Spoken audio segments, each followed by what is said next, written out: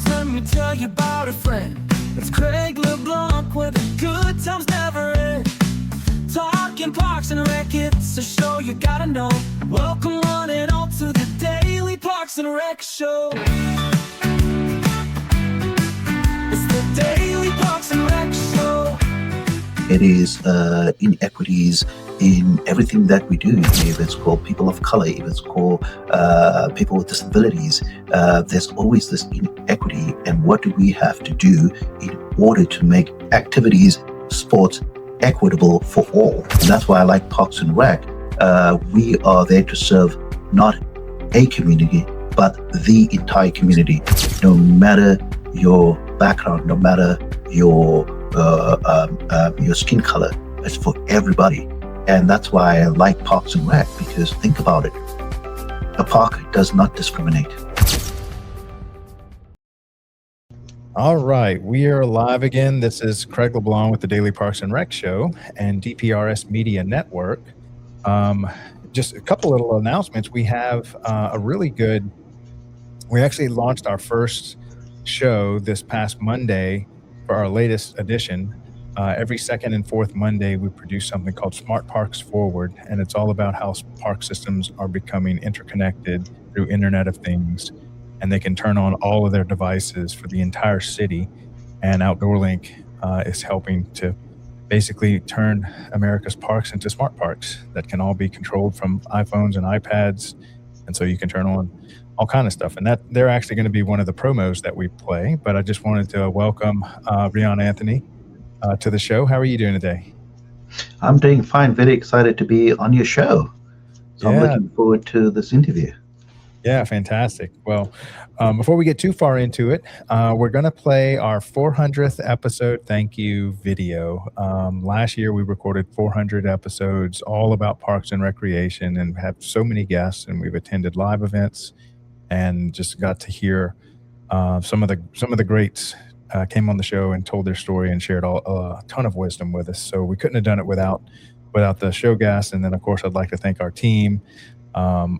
We've got a full team of people working nonstop, full time, and leveraging as much AI as we can to do what we do, so that we can quickly build a great media company for the industry of Parks and Rec, so that we have an online place to call home and share our stories and all of our wisdom that we've gained over careers of being in Parks and Rec. So we'll play that promo immediately followed by our OutdoorLink, one of our primary sponsors. And so if you would like to turn your city into a smart city, reach out to OutdoorLink, and they manufacture in Huntsville, Alabama, all the hardware, and 100% of their employees are in the state. So even their help desk, you're going to have somebody with a really a great Southern Alabama accent that's going to answer the phone 24/7 to help you out. So, Joby, why don't you go ahead and hit those two promos, and we'll come right back and start our conversation with Riaan.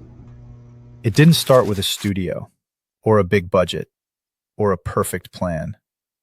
It started with belief that stories matter, belief that voices deserve to be heard, belief that community is powerful. What began as a single conversation has grown into something far bigger than us. Today we pause, we reflect, and we say thank you. To our guests, thank you for showing up, for being honest, for trusting us with your stories and letting the world hear them. To our partners and sponsors, thank you for standing with us when the vision was still taking shape. Your belief gave this network its foundation. And to our audience, the ones who listened, who watched, who shared, who believed. You didn't just support DPRS Media Network, you built it. This past year changed everything. We grew our shows, we raised our standards, we reached new communities, and we told stories that needed to be told. From parks and recreation to sports, youth, technology, and culture, we learned something important. Growth isn't about numbers, it's about impact. As we grow, our mission becomes clear. Our mission is to create media that matters, media that educates, media that inspires, media that connects people through honest, human storytelling. to spotlight the people, the programs, and the ideas shaping parks, recreation, sports, and the future of our shared spaces. And our vision is bold. We envision a media network that doesn't just document the world, but helps shape it, where local voices spark global change, where communities see themselves reflected, and where media is a force for good. The future ahead is bigger than any single episode. More voices, more stories, more collaboration, live events, original films, deeper conversations, and a growing community united by purpose. From episode 1 to episode 400, thank you for believing when it was hard. Thank you for staying when it was uncertain.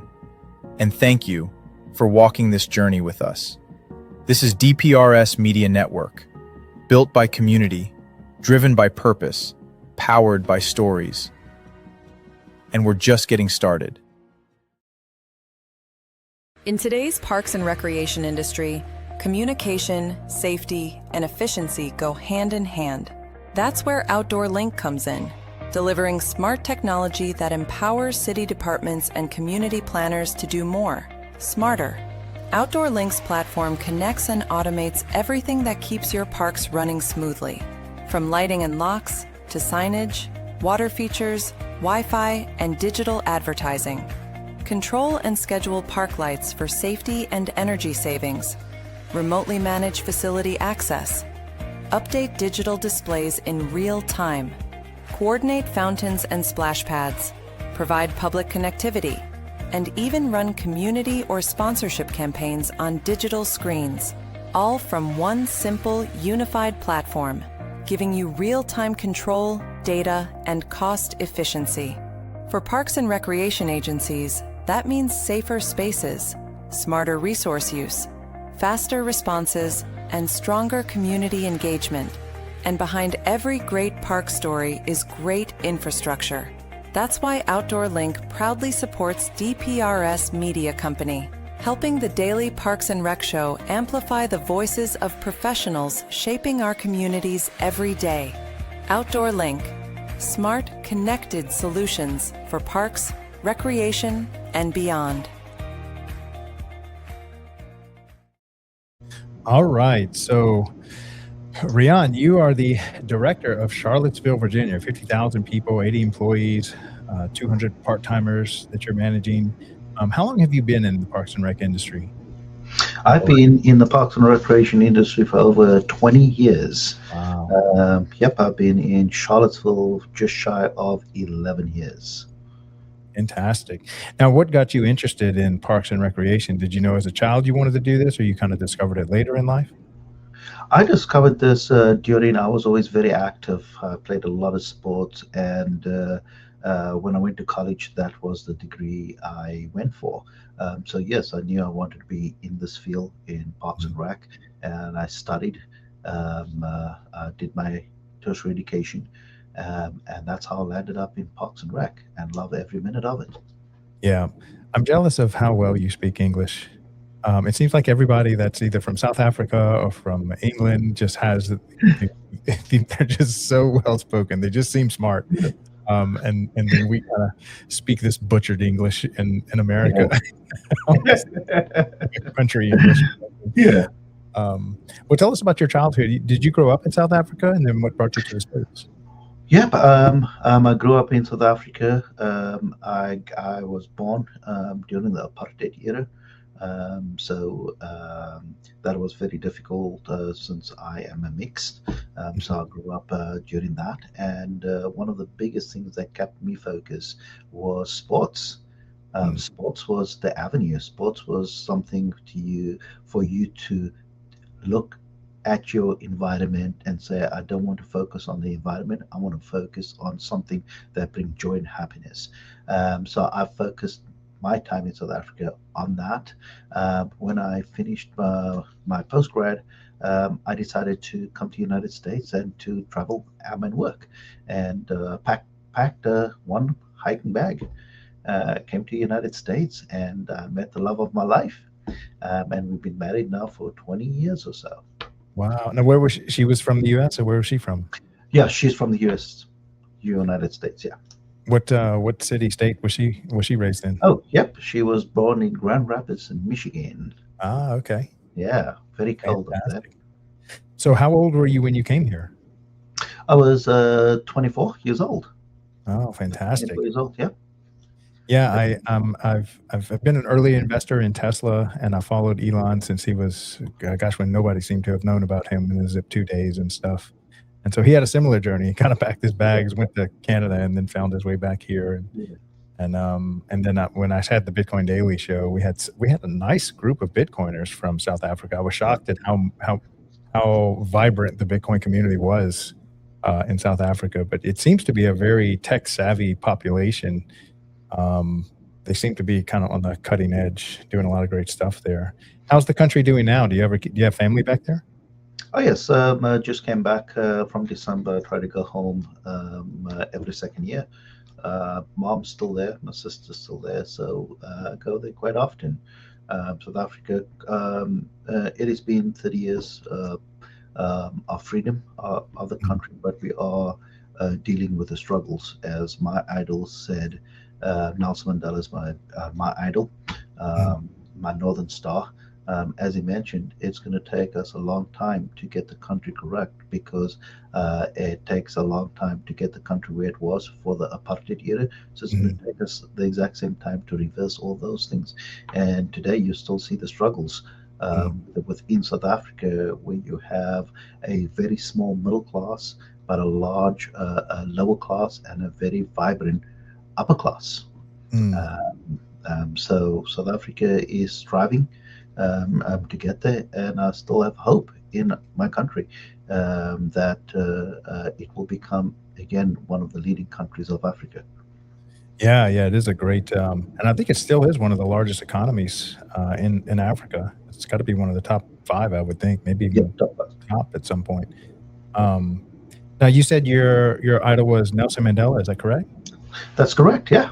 For those that don't know him as a historical figure, can you give us and this is kind of a side quest, but I find it very interesting.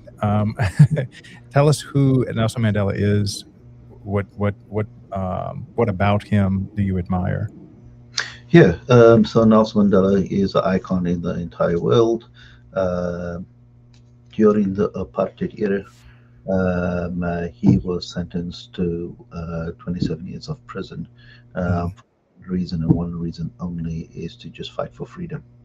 And his freedom focus was not to get upper hand, but just allow people of color in South Africa to have the same starting point, allow us the same freedoms. We don't need advantages, but just give us the freedom to just vote, freedom of job opportunity. If you give us the exact same starting line, that's all he wanted.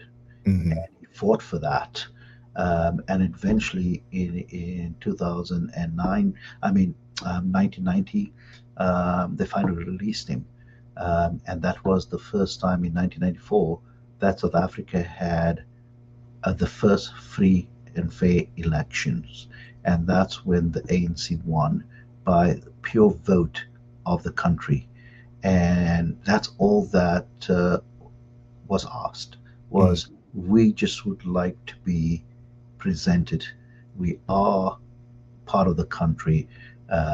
We are the founding fathers of this country. We did not come from anywhere else. People live there. So I look at it as a similar path like the United States, but we were just different, and it was just so late, where apartheid only ended in 1990. So to me, what admired me was he did not give up hope, even though everybody has failures, but he did not let his failures define him. He stood up from his failures and said, okay, yep, that could have been done better, but I'm going to continue on, because he had a vision. He believed in that vision and stuck with that vision to where he became the leader of not just South Africa, but also the leader of the entire world, because of his message is basically You need to fight for your freedom. Only freedom I'm asking for is the same opportunities like everybody else. That's right. Yeah, and I like that how it's not like you're asking for a handout or asking for special treatment. You're just asking to be, like you said, have the same starting line, have the equal opportunity, and Yep. just I feel like in South Africa there's a great push to say just let us compete on an even playing field, and even if you start low, but you can compete at the same level, and especially with all this new AI and technology and even Bitcoin, how it creates this massive level playing field globally. And so I'm glad to see that that culture is still vibrant in South Africa, Hmm. and I think it's spreading across the entire world because they have so many tools that just level the playing field so that anyone That's right. starting from any place on the earth just has the same opportunity to at least communicate with all these new apps and stuff. We can Yep. create connections globally, and then we can create value online. And That's correct. I think I'm hoping South Africa really takes that and runs with it, and that very is much in the American culture. But it seems like that dovetails well into Parks and Recreation, which as an industry is all about creating programming that's open to everybody, not just the ones Mhm. who can afford it. But and even if you have a disability, they really search hard to find a way to include wheelchair-bound people or neurodivergent people. But let's make it sure that our city offers programs that's equally open to the everyone in our community. Did that kind of attract you to Parks and Rec that at all, or do you kind of see that today? That attracted me even more when I did a course in the University, Women and Inequities within Sports. That was one of my papers that I had to confirm. And as I've done more and more research, I could apply that as just not women. It is inequities in everything that we do. If it's called people of color, if it's called people with disabilities, there's always this inequity. And what do we have to do in order to make activities, sports equitable for all? And that's why I like Parks and Rec. We are there to serve not a community, but the entire community, no matter your background, no matter your your skin color. It's for everybody, and that's why I like Parks and Rec, because think about it, a park does not discriminate. That's This is right. the one place that anybody and everybody is allowed to gather. And that's what I like about Parks and Rec, that what we create in our industry is for everybody. No one is judging you, where you come from, how much money you have, how you look. They look at a park as well. This is something that I can gather. If I want to play a sport, I get to play. If I want it for leisure, I get to do leisure. If I want to have a family reunion, I get to do that. And no one is judging me. No one is saying no. And that's why I fell in love with this career. Yeah. Yeah, and there's really so many parts of Parks and Rec that are so 100% pure in accessibility. And some of the things I'm thinking about, like I can't even imagine a special event that says, you must be this race or sex or Yeah. age or color or athletic ability. It's like when they do a 4th of July celebration, it's equally open to everyone. And then same thing with like a farmer's market. Now the Mhm. programming, if it's um, maybe you have to be of a certain age to compete at the high school level and stuff. But I mean, if you just look at all the green spaces, the trees don't pick who they allow to stand under there That's and right. stuff. And Yep. so the green spaces is wide open. And then even like what's some of the other ones, like the elderly care or the senior centers. Senior programs, yeah, senior programs. We are just so inviting, and that's what I like. Especially even staff that's in this profession. Um, we don't do this for the money. Yeah. Uh, it's like a nurse, right? They're not doing it what to do. It's the passion. You have to have the passion. You have to love what you do. And once you can find that, you'll never work a day in your life, Mm. because you're following a passion that you have. And in Parks and Rec, that's what I see on a daily basis is people that truly care of their profession. They are there that want to serve the community. Because I Mm. always like to say, I'm when I say I, meaning I'm talking about Parks and Rec, I create memories. And it's not memory that disappear, it's a lifetime memory that I Mm. get to create on the community.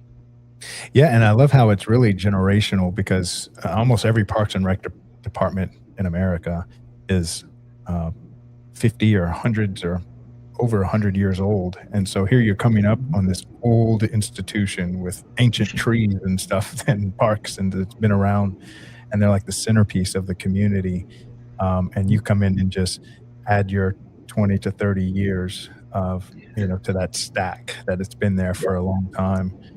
So it really is kind of a legacy project for each community, and you do get to create generational memories. So that yeah, I know we would attend personally. We would attend events, and it was like family reunions. And for multiple generations, they're showing up at the Fourth of July celebration year on year, and you get to kind of run that. yeah. Um, when did you kind of discover that? Or maybe let's go back to what was one of your first jobs in Parks and Rec? My first job was I was a recreation manager, running a recreation center. That was my first job. Yes. So what was it? What was some of the daily tasks? Now, I know in Parks and Rec, a lot of times you'll be given as a recreational manager, or you given a senior center, and you're like, "Here's the keys. There's the seniors. Good luck." The guy you're replacing retired a couple years ago. We finally found you as the replacement, and so you just kind of figure it out. What was your first year like? It's kind of what did you have to learn in those first Yeah. days? So it was a recreation center. It was in the city of Grand Rapids. It was on the south side of Grand Rapids. It was a very beautiful facility. It had six basketball courts, and that was it. It was a basketball, as I like to call it, basketball mecca, and it was basically here's the keys. Um, Run it like you want to run it. Mm, So my first year experience was getting to know that community. That was the most important thing that I had to understand, because again, as a profession in Parks and Rec, we have great ideas. We are educated in terms of this profession, so it's easy for a profession to sit down, pencil out something, and put a schedule together to say this is activity. But if you do not understand your community, you could program totally opposite, where that facility is empty. So the first year I had to learn how to communicate with the community, what do they like to see, so that every day that gym is packed with people. mm, And what I quickly found out, it was just not about the sport, it was about togetherness. Oh, we are coming to the gym. Yeah, we came to play basketball, but it's about the communication. It's about the conversations that were happening in that facility. It was from anything about college recruitment to college. How do I get a scholarship? Because I really want to study, but I also want to play basketball, to what is happening in the real world, what the political talks are, what is happening out there. And I think that was the glue to everything. It became more of a safe haven. Whatever's happening outside of on the streets, I'll come inside. I now have a safe space for 8 hours. I get to hang out, I get to see my friends, I get to play some sports. And that was the one thing I learned out of that first year, was how do I connect and how do I expand this program. mm. Now, so let's say you're showing up at 8 a.m. and with the intention to get to know the community. Where were some of the places? Did you just literally show up at the court, introduce yourself to people, or did you attend special events, or what were kind of your first steps in get it? Because you say I needed to get to learn the community, I needed to meet the community, but what were the things that you did day to day to do Yeah. that? And again, this was way back in the day. Uh-huh. So one of the biggest things was word of mouth. I went to the local store. Hey, here's a flyer. I'm the new manager. Tell them to come out. We're going to have some type of event, a 3-on-3 basketball tournament, just to get communities out. I spoke to the local leaders, the church groups that was in that community.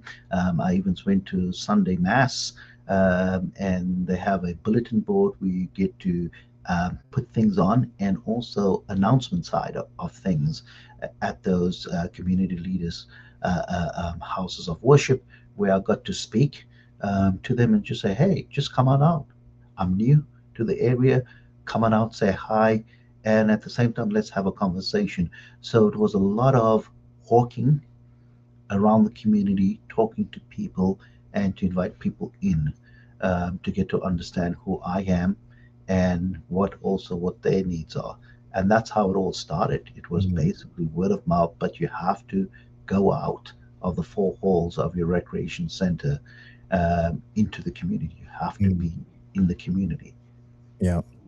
And community building and getting to know the community, it seems like that never stops because there's always some master plan, some playground, some facility they want to build, and you can build what you want, but you really have to get the community's input. What were some of the ways that y'all used to get to know the community, to get consensus, to get, them to have buy-in and maybe even participate in the direction of the parks department that you were over?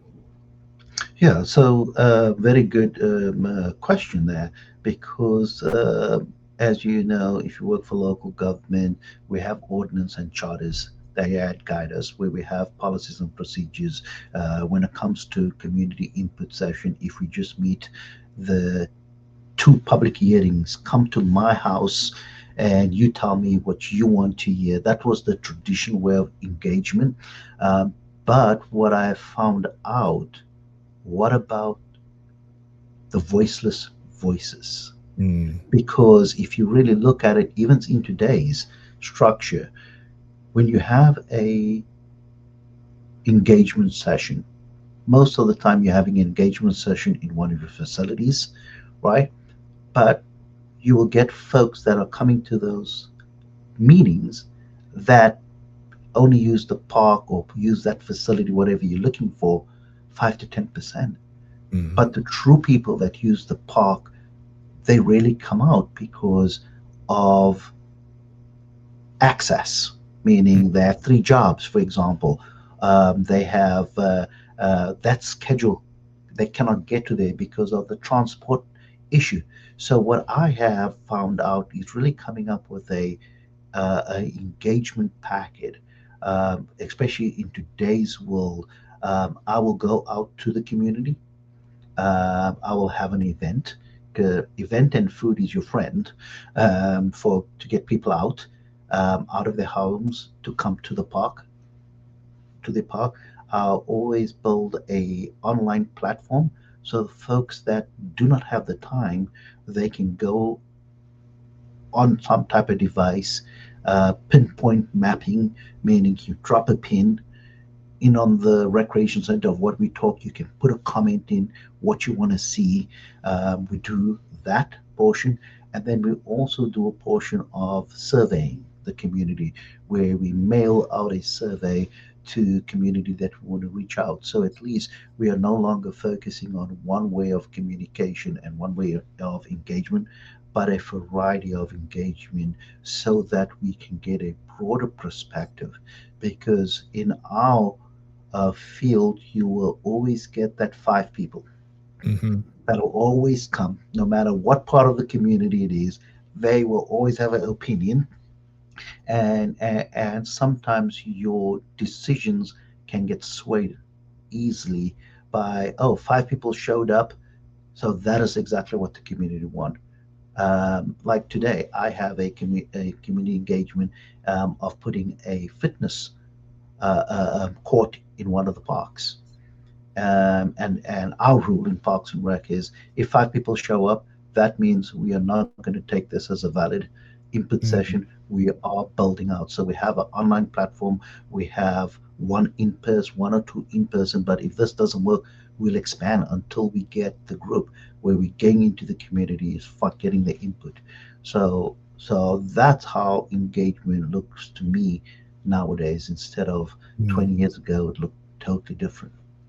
So as you're kind of creating these data sets that you would earmark as this is good community input, what's the numbers with a 50,000 person city that you're over? Are you looking to get at least 100 people feedback, or kind of what's the numbers that you're looking to get to say, okay, this seems like a solid representation of the entire community? Yeah, so it all depends on what I'm getting to get. So, for example, the numbers fluctuate because if it's in a community that I want engagement, we always ask the question before we even start anything: is this more focused on a specific community, or is this more focused on the entire city? Once we get that question answered by the internal team, then we can be more specifically focused. So, for example, the fitness court that we're trying to build, we are focusing on the community because it's in a community park. It's a community park. So we look at how many residents are in that 5 square miles, and if that community is 20, so we are looking for in person roughly about 15% of that. And then we have our online portion, and then to us is to actually have a majority is anything above around about 40%. That's when we kind of get a good number. When I say 40% of all different types of platforms of information that we get, and that's how we try to get a good data set. So what's a good, give me an example of a community-wide project. I'm obviously like a community center. Let's say you're tearing down the old one and you're building the new one, and what type of amenities or what type of playgrounds or what kind of what do you want your community to look like? What others are community-wide examples? And then we can go into like maybe a little local park example. Yeah, so a community is exactly what you said. The community wants to build an adaptive center. That will be a community wide. We are we want to buy some acquired land, or we want to acquire some land for a new park, and we're looking at this park should be a community or regional park that will attract a wider network. That will be the entire community engagement where everybody gets involvement. Where we get involvement on those type of things, where we look at our engagement platform. As I mentioned, our engagement platform, it's going to be focused on focus groups, stakeholder meetings. Then we go into community input sessions where we go to different parts of the city and have those community input sessions, and then from there we do the survey, and then we do a online mapping. So for example, we put it up, you drop a pin. As I mentioned, you drop a pin, anybody can make a comment. Oh, I would like to see this in this park. I want to see 15 trash cans. I want 4 soccer fields. And we take all this information and we condense that information to see how many people made comments. We look at that on the online platform. We also document how many people came to the input sessions, and we look at themes. If we find out there's a theme of soccer fields, okay, so we know they want soccer fields. If we get, so we try to look at those themes, and we kind of map it together, and then at the end we present it back to the community, where to say this is what we heard. We do a conceptual type of drawing and say this is what we heard. This is your last opportunity. If you want to put a comment in, please do so now, because after this we're closing it down. So that's how we have a 360 form of engagement as well, and that's on the biggest scale.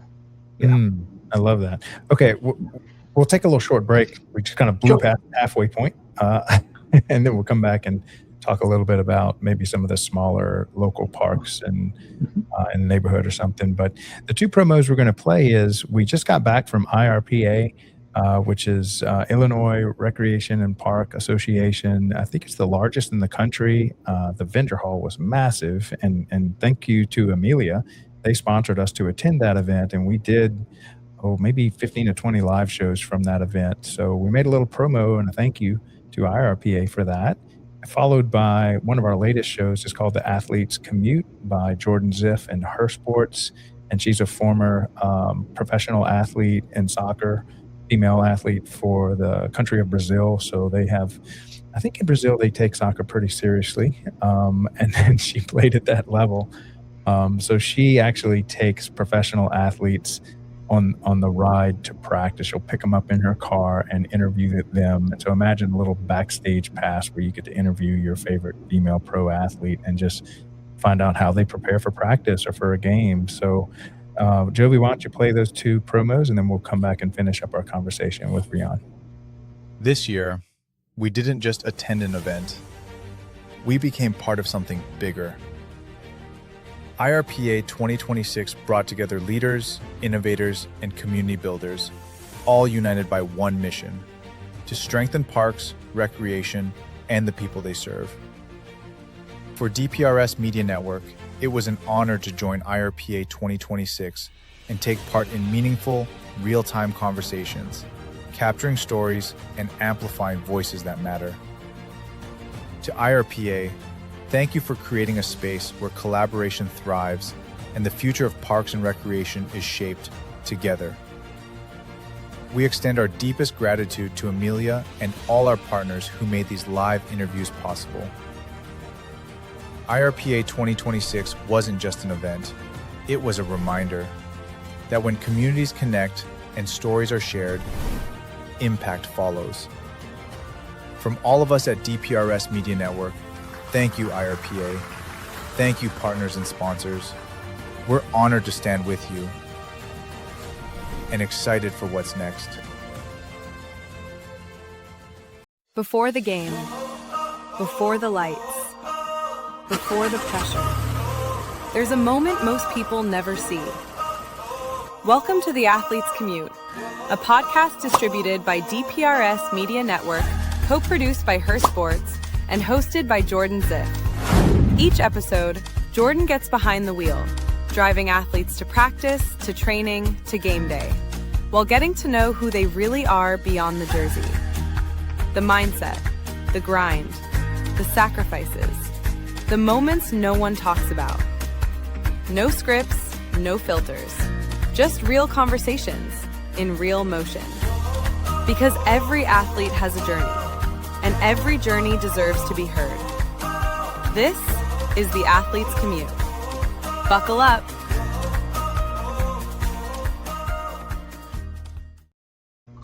All right, so let's talk about a little, like a smaller project and getting buy-in from like you said, like a 5 mile area or something small. What does that kind of look like when you're trying to engage the community there?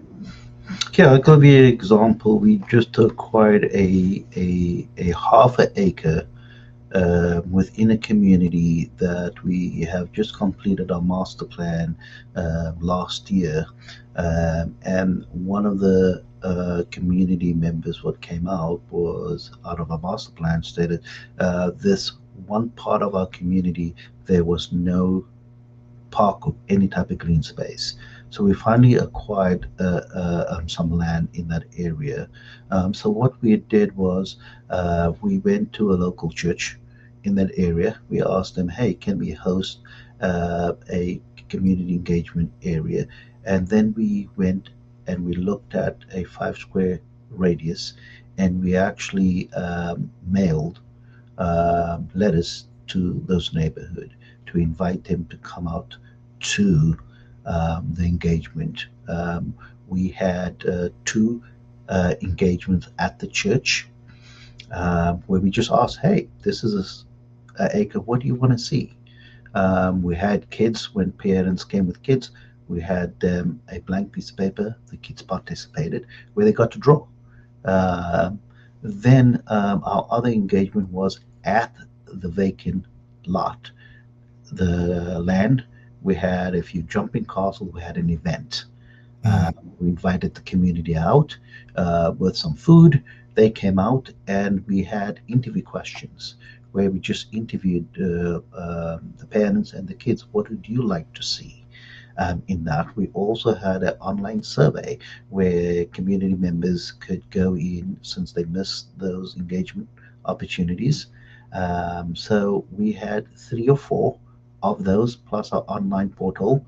And tomorrow night, we go back to the same church is to present what we heard to the community. So we're presenting them tomorrow a conceptual design of what the themes we heard, and then that's will be a last opportunity for the community to say, "Oh, this is good. Oh no, we want to make a change here, comment here, and that's okay." And we allow them to do that so that we can do a 360 process so that we can start planning and asking for funding through our budget office in order to start planning and to implement and construct a park for that community. Fantastic. Okay, so I want to change topics a little on the next topic is going to be on personal development. I know this is something that's near and dear to your heart that you love to learn. So maybe first of all, let's talk about your personal journey into developing yourself as a person and your skill set. Where did that come from, and kind of what do you do day to day to kind of sharpen the saw and keep you kind of growing in that personal development area? Yeah, it started at a very, very young age.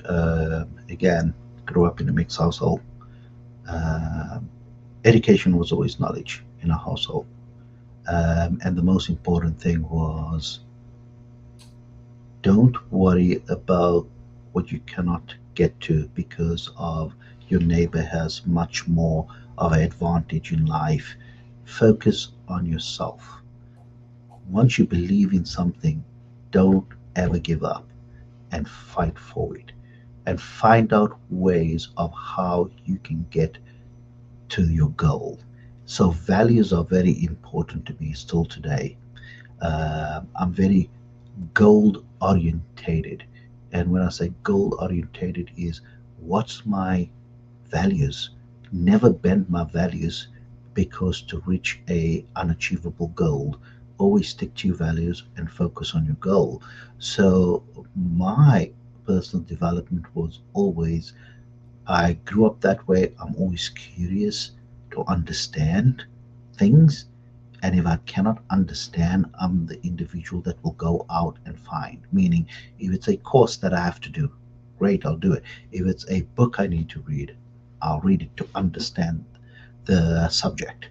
And I found myself that as I continue growing, I'm always finding myself that every day I learn something new. And that's my goal is to learn something. Well, I didn't know that. And I'll always put that into my toolbox. And today, as a leader within my department, is I always ask staff is like, never stop learning. Because the moment you think you know everything, it's the moment failure starts coming in. You have to always be curious.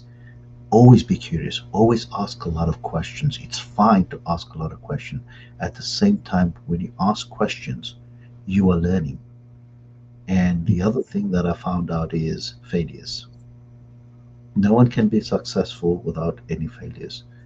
You only become successful, you can only improve yourself is about the failures you have in life and in your professional career. Yeah, you fail, stand up and continue on. Learn from those failures. And I think that's the important lesson. Most people will fail, fail, fail, fail, fail, but they never learn so that they improve on it. And to me, if I fail, I understand, yep, I'm sad, I'm disappointed. I shake it off, but I'm like, okay, what could I have done differently so that I do not repeat this again? And that has been my growth, even in a leadership role. I've always focused on that. Is like, okay, guys, let's try something out. Let's go. Might not work, but at least we tried. And if it failed, it's okay. But let's see what can we do next time differently so that we can improve on that. Yeah. A close friend and mentor of mine, shout out to Shane Bro, and I think he got this from his mentor that always told him, he used to tell me this all the time. He says, "Forget the failure, but don't forget the lesson." And Yeah, so if you're always picking up lessons from your attempt and it failed and you understand maybe why it failed, and then you take that lesson and you just build upon it brick by brick, and eventually you discover the solution. You attain the goal, but all goals and all eventual solutions are built on top of mountains of yeah, failures that are, and embedded in those failures are the lessons. So he's like, forget about the pain and the whatever, rejection, whatever, but what was the lesson that you learned from that, right. and bring that That's forward with you. yeah, that's correct.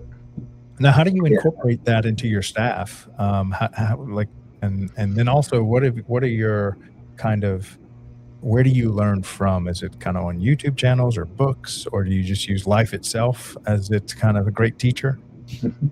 Yeah, so I use both. I like learning, so I do a lot of books, leadership books, and I also like to get educated via tertiary education in terms of if there's a course, if there's a leadership Charlottesville or any type of that, so I can grow as well.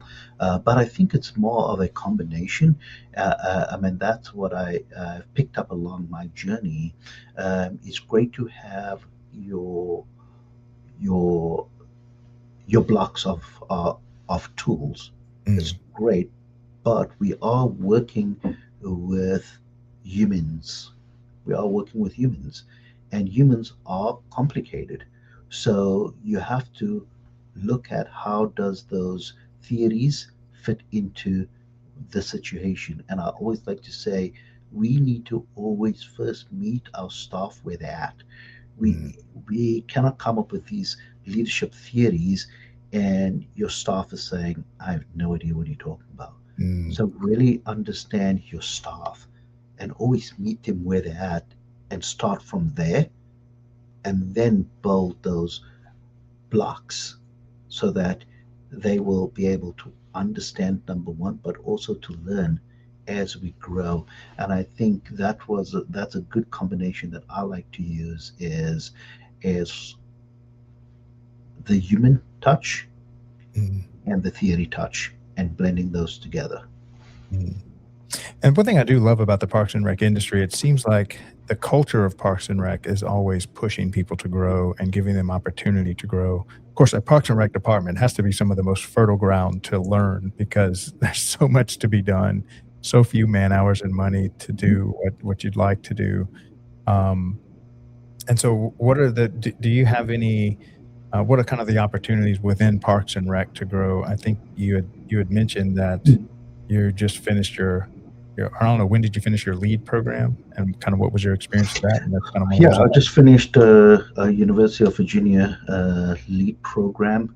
I just completed that in December, the beginning of December, and this lead program was mostly focusing not of looking at theories of leadership, but authentic leadership. In order, if you start a new career, try to be your authentic leader, who you truly are. And that will speak volumes on your staff. And then focus on that human touch, Mm, the human touch, being vulnerable in front of staff so staff knows that you are just like them. Never stand on this podium that, oh, I'm in a leadership, I'm better than. But in fact, changing that philosophy. And this course was teaching you those skills of being authentic, uh, showing staff that you are also human and you also get to make mistakes mm, and it's okay, but we'll learn from those mistakes together.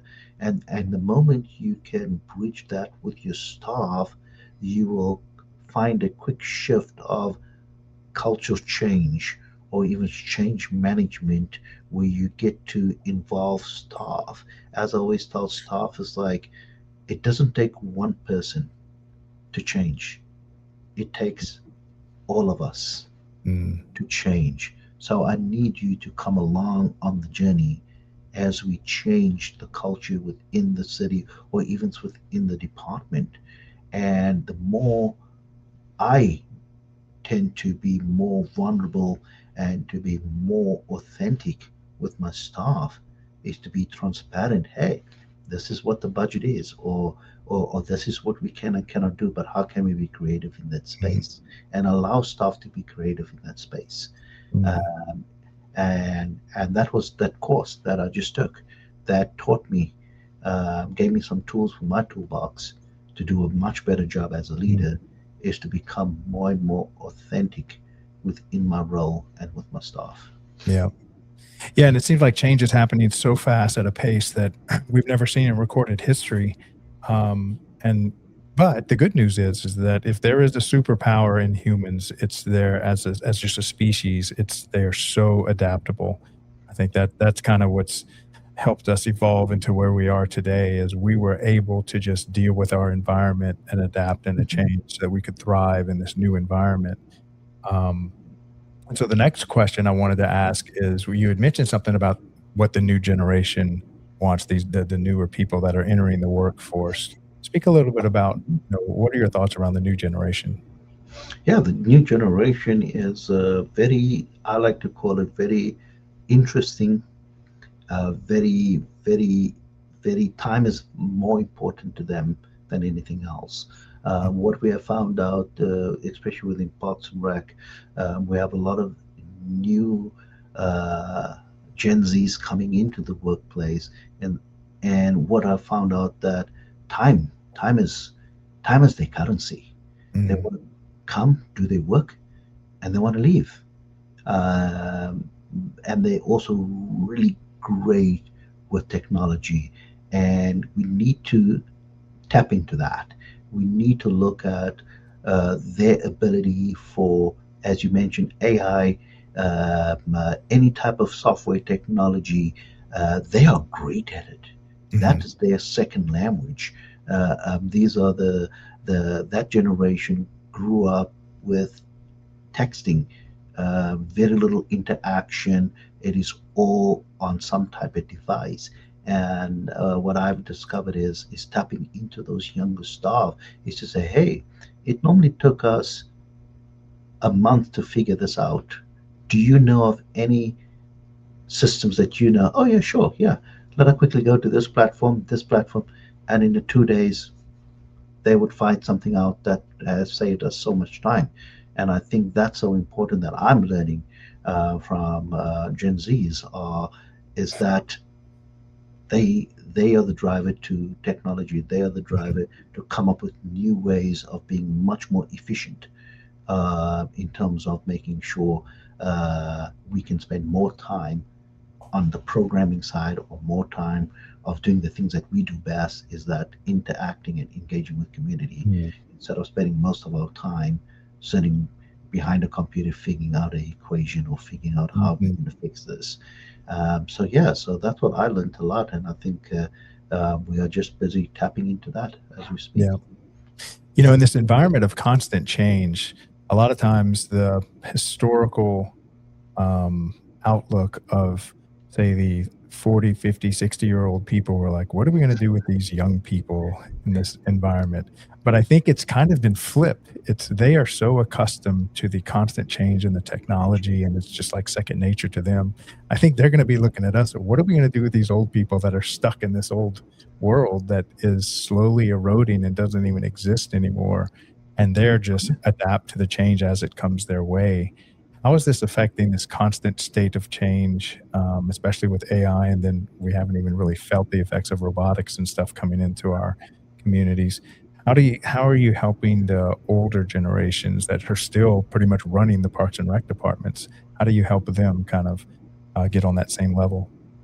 Yeah, it is very, very hard. The older you get, the more stubborn people are Mm, as human beings. This is the way I used to do it 20 years ago. This is the only way that we are going to do it. What I have found out is, especially talking to our older generation, that are in decision-making power, like city managers, assistant city managers, is really talking. My conversations is no longer about the day-to-day. My conversation is more like, have you looked through the lens of adapting? Mm. When you were younger, I bet you had the exact same experience when you were 20 years old and your supervisor was older, and what was your words? Wow, they are so stubborn to change. There we Mm. go. So I try to keep constantly, it's like change, and especially for parks and rec, and especially for a local government, we have to follow the trends of society. Community changes. Communities don't stay the same. And if we don't change with and adapt with, we are going to be left behind, just not as a park and rec department, but as a city as a whole. So I'll Mm. also try to bring that into the perspective. The concepts that you learned in college 50 years ago might not apply anymore, but you need to be aware of the trends, because those are the people that will be coming to city council meetings. Those are the people that are coming to my office. Those are the people that are saying, hey, why are we not doing X? We cannot say because that's the way. We have to be adaptable. So how do you make the people that are hard to change, to make them understand how they can be adaptable? And that's just one of my tools that I would use. Is society's changing? Mm. We have to change, even if you don't want to change, but we have to change. Now, how do you personally keep yourself malleable and not get in this, static, unchangeable kind of Yeah. rut? How do we keep ourselves? And I think that really is more part of human nature. I feel like humans are very fluid if they allow themselves to be open to it. It's natural. To me, it's almost unnatural for a human to stay the same. It seems Yeah. like they are much more fluid by nature. But as we get older, like you said, we kind of like get stuck. So how do you kind of keep yourself constantly fluid and malleable? Yeah. So I got 11-year-old kid, Ah, yeah.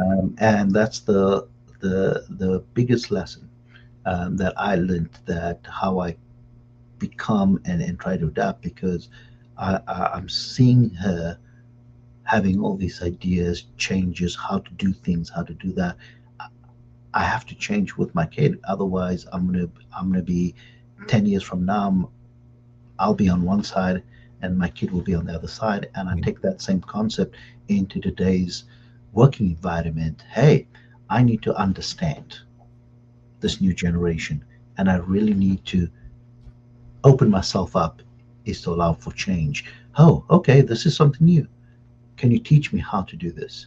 Tell me, why do you do that?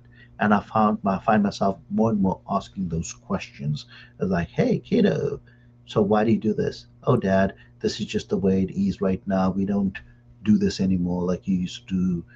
Fill in the blank. We all communicate through a video game, and we communicate that way as well. So we just don't play video games, but we communicate. I'm like, wow, I didn't know that. Great, teach me that, show me that. And that's how I become, try to stay with change and trying to be adaptable. Mm. Man, I feel like I could talk to you for hours. I can't believe we're running to the end of the show. We're gonna have to do a second Yeah, episode with you. But sure. one of the traditions that we have at the end of the show, you leave a question for the next guest. And our previous guest yesterday, let's see, we had this comes from Martin uh, Nimberhard. Nimhard. I'm going to butcher his last name. He's from Jamaica, but he worked in the New York park system and now runs the Waterloo Conservancy in downtown Austin, which is gorgeous. If you haven't been to that park or just been to Austin in general, talk about a place where change is constantly happening. It's Austin, Texas. But the question he left for you was, um, what would you say is the best piece of advice you can give to create community engagement? Great question. My answer would be, the best advice is to meet the people where they're at, to meet the community where they're at, is to have true, authentic conversation. not looking at through the lenses, this is an engagement, let I stick to a script. It's just that organic communication with your community, and you'll find out that you will get the true answers of that community, and you'll get the true feel and touch of that community. I love that answer. Okay, so what question would you like to leave for our next guest? What is your biggest struggle in terms of cultural change within your department? That's a good question. What is your biggest struggle in terms of cultural change? And that was actually a topic we didn't even get to hit on today. So I know. what is your answer to that question? My answer? Yes. The biggest struggle to me is what I struggle with is finding a good platform to have open conversations on how do we change together. One of my biggest struggles. Yeah. Emphasis on together, not just from the leader standpoint. I would like to have culture change and walk away. But Right. really having that open, honest conversation with your staff. How do we change together? Yeah. That's a Yeah, struggle. because if you don't change together, it's kind of like, let's say somebody realizes the building's on fire and they're like, we need to change our location because this place is burning down. And so you spread out the door, not only to realize you left the other 100 people in the burning building. So Yeah, absolutely. we need to move outside, together. Yep, I love absolutely. that. I love that. Yeah. Well, Riaan, thank you so much for coming on the show today. I really appreciate your insight and wisdom. I would love to do this again whenever you get a chance. Do an episode 2 because I have like several of the questions we didn't even get to. Oh yeah. I'd love for you to share that wisdom with the rest of the world. Will do. Let me know. I'll be happy to be on. But thank you so much for a great opportunity. Yeah, well, thank you for your work and your service to your community and the overall Parks and Rec industry. I really appreciate the hard work that you're doing, and love to have you on again. And thank you for coming on the show today. Thank you so much. All right, take care. You too. Bye. All right, so that was another great episode number 428. I think we're just going to blow through the next 72 to get us to our 500th episode. I think that's going to be here before we know it. We've got a couple of announcements. We are attending Mississippi and California Parks and Rec. That's going to be in March. We had our one with IRPA a couple weeks ago. So if you are attending those, we will be airing the show. We'll kind of pause the regularly scheduled programs. We're still going to run like our 130s because that's all of our other show hosts that kind of run their own show. But the leadership series and a lot of the other stuff that we have scheduled, we put on pause during those. So the first 2 weeks in March are, I think, baked in the cake. We're attending those for sure. A lot of great stuff happening in California. And we're really putting a lot of effort into it in collaboration with CPRS or CPRA over in California. So we have those two coming up. And then, of course, we're going to NRPA. We'll be going to Louisiana and Georgia for sure because we've been regulars now. And we're trying to pick up a couple of extras. We're threatening to go to Arizona, Washington, Connecticut, add those to the calendar. I think those are some November stuff going on, but we'll kind of see how that plays out. Now, this is the end of our leadership series, which if you'd like to tune in every day, this airs live across our social media platforms on Facebook, on LinkedIn, on X, and then it's recorded. It goes out live, it's recorded, and then our talented video editing team packages it a little more neatly and puts it on our YouTube library. So if you'd like to see any former episodes, we have every episode we've ever recorded is on YouTube. We're running a little bit behind. We're trying to catch up because I think we'll record an episode and then it might not pop out for like 2 weeks. We're trying to shorten that time frame down to like 24, 48 hours. But so you can catch us on YouTube there. Now, if you have any show guests that you were like, hey, Craig, you need to get this person from Kansas. They do a great job on aquatics or something like that. Please hit me up on LinkedIn or reach out to Eunice or Sherry. They're constantly trying to find show guests and book them to come on the show. And so we're open to anyone that you've met. Maybe that you saw them at a convention and they just gave a great talk on a topic that needs to be spoken about, but maybe it's only in that state and you might feel that message is good for the entire Parks and Rec community. Help us get in touch with them. And if you can just give us a name, we can take it from there and get them in the pipeline and have them come on the show. And really the entire show was built that way. So if it weren't for the recommendations of Parks and Rec people, we probably wouldn't have anybody on the show because there's no way for us to know everybody across the country. And then, of course, if you are running a Parks and Rec state association, we would love one day to attend your state association and do the Daily Parks and Rec show live from your convention, your annual convention. And that was kind of our initial vision. Aspirationally, we would love to have a strong content creation media community within Parks and Rec dedicated to telling the stories of Parks and Rec and sharing the wisdom of Parks and Rec. And I think last year was just a great year to kind of launch it. And this year we're trying to really expand it as we grow out our team with the Daily Parks and Rec show. All right, so stay tuned. Monthly, we have every second Wednesday of every month, we produce a show called The Rec Room with the help of Henry County, Georgia. Shout out to Thomas White and JP and that entire team over there. They just do an amazing job. It really is one of the finest Parks and Rec departments, I think, on earth. They set the bar so high. So if you haven't heard of Henry County, Georgia, you will, because they are taking the country by storm, sharing how they run a Parks and Rec department. So this is the second Wednesday of February at 1:30 p.m. Eastern. Starting here shortly, we will start the Rec Room. So that's in about 17 minutes. And I will see y'all there. Jovi, if you want to go ahead and play those 2 ad spots, we'll see y'all here in a bit. On the Daily Parks and Rec show, we bring you the real stories of tomorrow's professionals, people shaping the future, one idea at a time.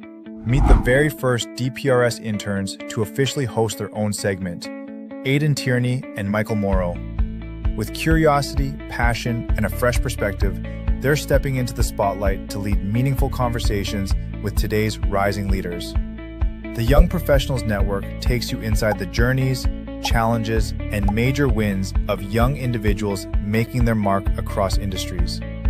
From first jobs to bold ventures, every story fuels growth, ambition, and innovation. Each episode brings real conversations, fresh perspectives, and impactful insights created to motivate the next generation of professionals. Whether you're just starting out, exploring new paths, or figuring out your next move. Tune in to the Young Professionals Network every Thursday at 5 p.m. only on the Daily Parks and Rec show. Don't miss it, because your next big idea might be one story away.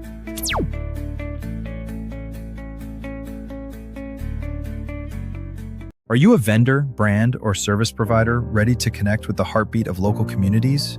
At DPRS Media Co., we tell the stories shaping parks and recreation across America. Through podcasts, live streams, videos, and newsletters, we reach frontline leaders, city directors, and decision makers every single week. From youth sports and facilities to programming and policy, our audience is your audience. Sponsoring or partnering with DPRS Media Co. puts your brand in front of the professionals who build, budget, and buy for their communities. Launching a new product, growing your presence in public spaces, targeting cities, counties, or departments, DPRS is your trusted media partner. Whether you're in software, turf, aquatics, robotics, smart cities, or special events, partnering with DPRS puts your brand in the story. With commercials, interviews, social campaigns, newsletters, and live shows, we're your media team. Partner with us and grow your impact in the $200 billion parks and rec industry. DPRS Media Co. Stories that move parks and rec forward. Your audience is here. Let's meet them.